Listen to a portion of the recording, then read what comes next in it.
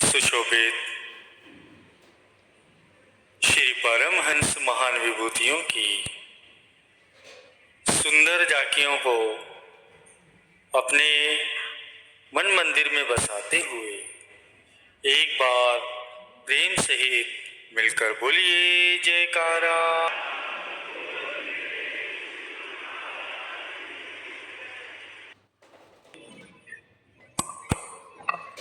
गुरुमुखों,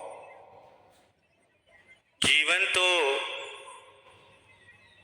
हर एक का बीत रहा है। समय किसी की प्रतीक्षा नहीं करता। अब देखना यह है कि जीवन किसके निमित्त व्यतीत हो रहा है। अर्जुन ने मित्र संबंधियों का मोह त्याग कर भगवान श्री कृष्ण के निमित्त जीवन व्यतीत किया, तभी तो उसने बल, नाम और प्रभु की कृपा को प्राप्त किया। बहिर्मुखी व्यक्ति एक घंटे में जितनी व्यर्थ बातें करता है, अंतर्मुखी वृत्ति वाला मनुष्य उतनी एक वर्ष में भी नहीं करता।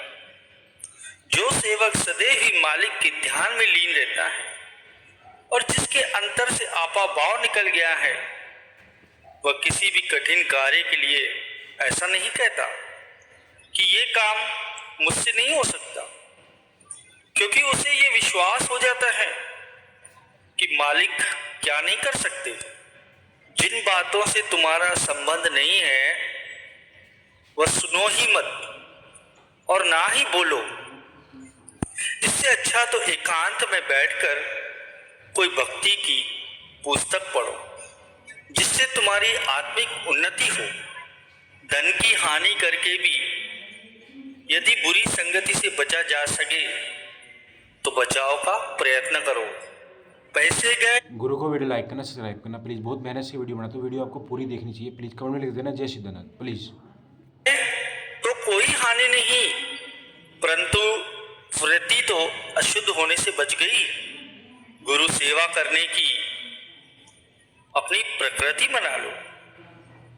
जैसे किसी व्यक्ति को नशे की आदत होती है, वह उसके बिना रह नहीं सकता, वैसे ही तुम सेवा में इतने संलग्न हो जाओ कि सेवा के बिना तुम्हें संतोष ही न हो। सर्व दुखों की औषधि केवल नाम है। जो स्वयं नाम जपता है और दूसरों को जपाता है, वह अपना कार्य संवारता है और प्रभु की प्रसन्नता प्राप्त करता है।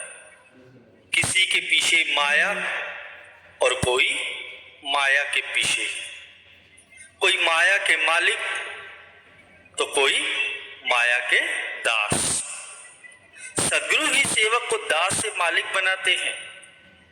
वे उसके मन के रुख को बदल देते हैं, जिससे वो भक्ति मार्ग में अग्रसर हो जाता है। जिसके सिर पर सद्गुरु का हाथ होता है, उसकी हानि कभी नहीं होती। उसे हर स्थान पर विजय ही विजय प्राप्त होती है।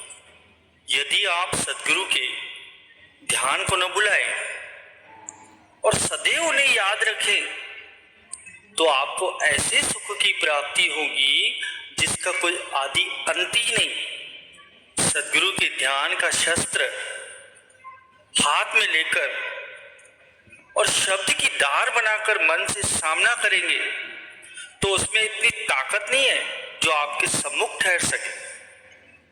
यदि आप सद्गुरु का चिंतन करेंगे तो वे सर्व समर्थ आपके सभी कार्यों की चिंता करेंगे और आपका संपूर्ण उत्तरदायित्व स्वयं संभालेंगे। शब्द आपकी आत्मा है और शब्द ही परमात्मा है।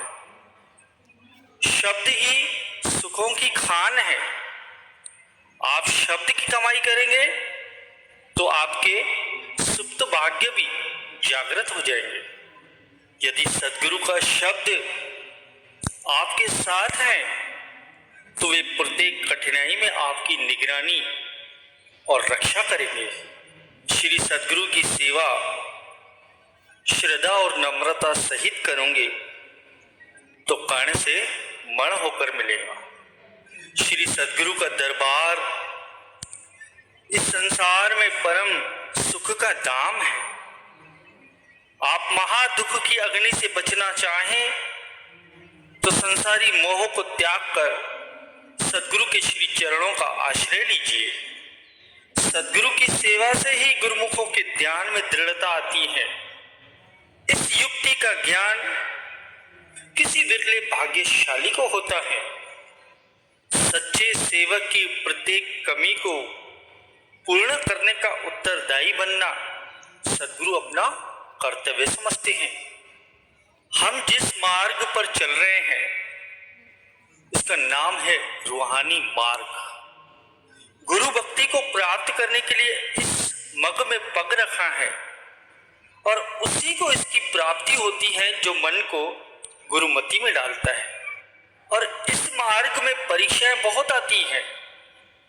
अगर परीक्षा ना आए तो गुरु भक्ति की नींव दृढ़ कैसे होंगी? गुरु की भक्ति कैसे प्राप्त होंगी?